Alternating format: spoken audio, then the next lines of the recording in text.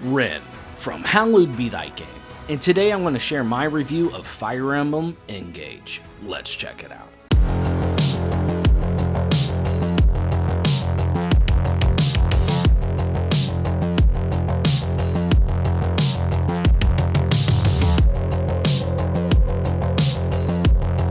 Hello everyone, Ren from Hallowed Be Thy Game here, and today I'm finally sharing my thoughts on Fire Emblem Engage.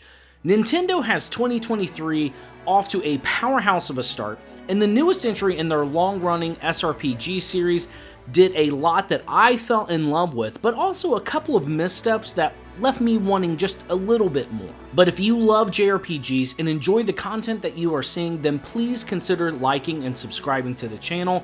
It may seem like such a minor thing, but the YouTube algorithm gods have made it extremely important. But without further ado, let's get started. Story and characters. In Engage, we play as male or female version of Alear, and after helping to seal away the Fell Dragon 1,000 years ago, we enter into a deep slumber. We join the story right as Alear wakes up and finds the forces of evil are moving once again. Oh, and Alear has amnesia. We must band the lands together to stop the Fell Dragon's return and unite the Fire Emblems under Alear's guidance. Engage's big story and gameplay mechanic is that it almost feels like a best-of compilation album for all of Fire Emblem.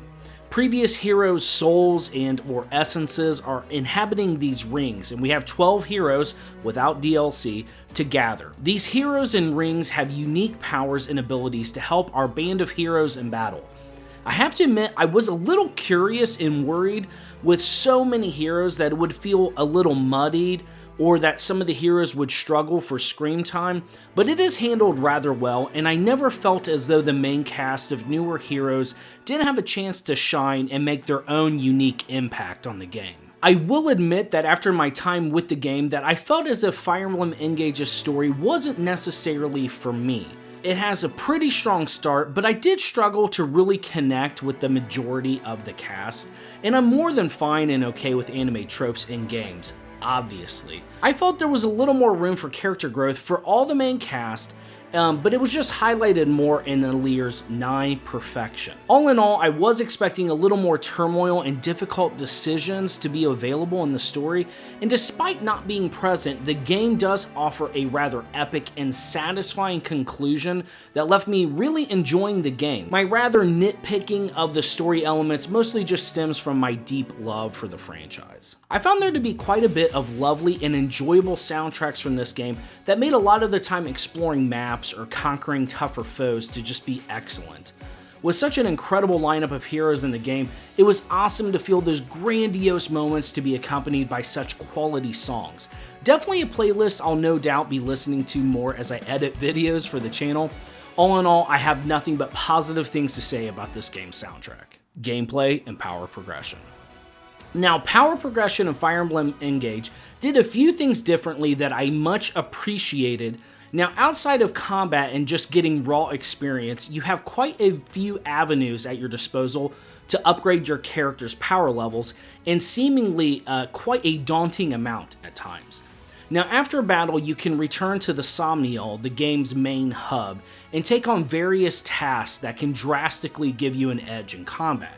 You can choose to either ask a party member at the desk to cook you and 2 others a meal that will give you a variety of stat buffs and last in combat, or even take on squats, push-ups, or sit-ups to get a flat stat boost to one of your stats of your choosing.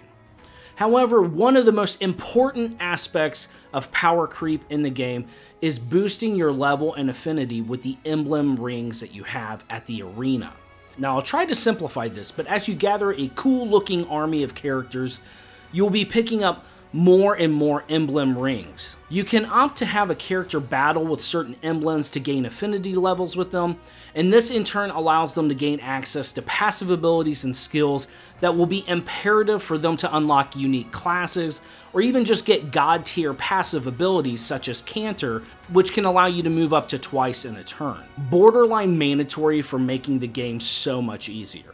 Now, I mentioned unique classes that can be acquired. Once your character's base class has passed level 10, you are able to use a Master Seal to unlock that character's more powerful classes.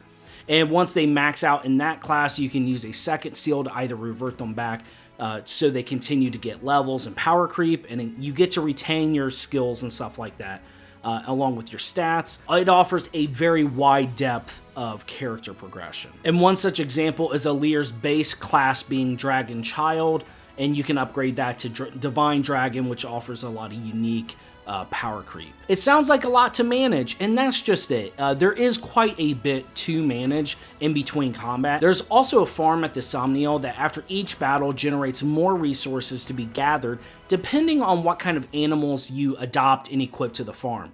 And for this, just equip dogs to the farm. Trust me on that one. They give weapon upgrade resources, and by the latter parts of the game, I felt extremely starved for money and resources to upgrade my weapons. I think overall the Somniel looked gorgeous, and I love the variety of tasks you can do and grow closer to your companions, but I do have one little bit of a nitpick about it all. I feel I constantly struggle to min-max games that I play. Not a good habit, not the way developers intend you to play usually. But after a while, I just gave up wanting to go back to the Somniel after every battle to gather resources from the farm, get a stat buff, and then possibly level up party members that were falling behind in the arena. It felt a little much to stop myself from wanting to grind battles for money, resources out in the field to go through load times that weren't that bad, by the way. I mean, the load times in this game are really good. But it still just added a little bit more slog to when I wanted to beef up my party members. But that slight grievance aside, I really enjoyed the depth that the Somniel did have on offer, and I'll remember it fondly in the series as one of the prettiest hub worlds in all the franchise. I appreciated that it wasn't as massive as in Three Houses, but I also lamented that I never felt like I had done all I should between battles. And to be fair, I don't feel this game was balanced around you min-maxing after every single battle. On normal, I mean, heck, I beat it handily and quite easily without doing that, so there's proof in that.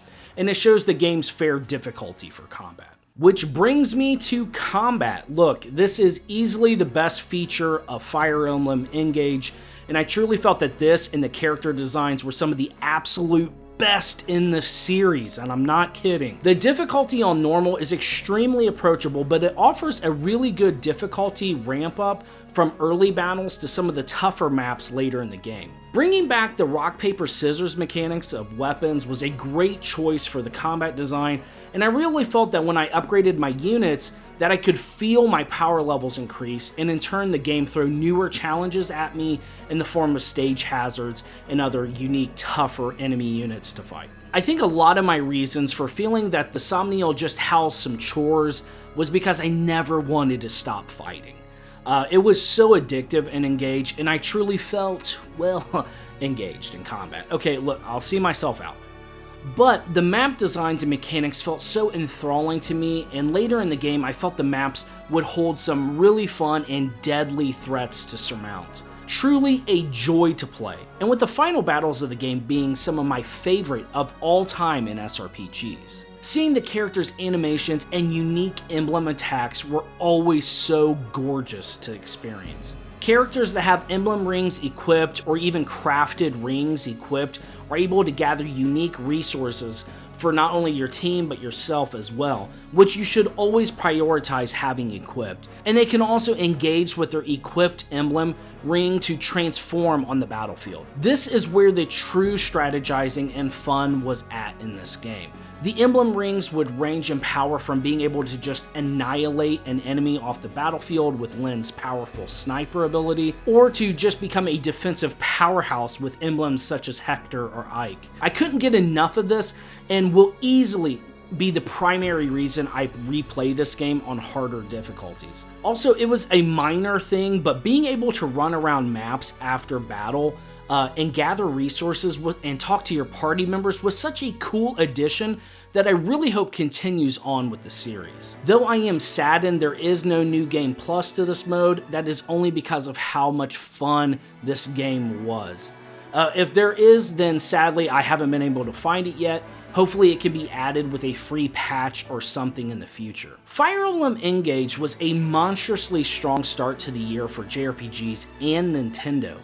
Ultimately, despite some of my extreme nitpicks with the game's execution, I loved my time with Engage. I can easily recommend this to any fan of the genre or of the series. The addicting combat system, OST, and character designs made my time conquering battles to be so enjoyable. I want to thank you all so much for watching. Please consider liking and subscribing for more JRPGs and Nintendo content. I want to give a massive thank you to the channel members and patrons. Your support is what makes all of this possible, so thank you from the bottom of my heart. I wish you all the best, and I'll see you next time.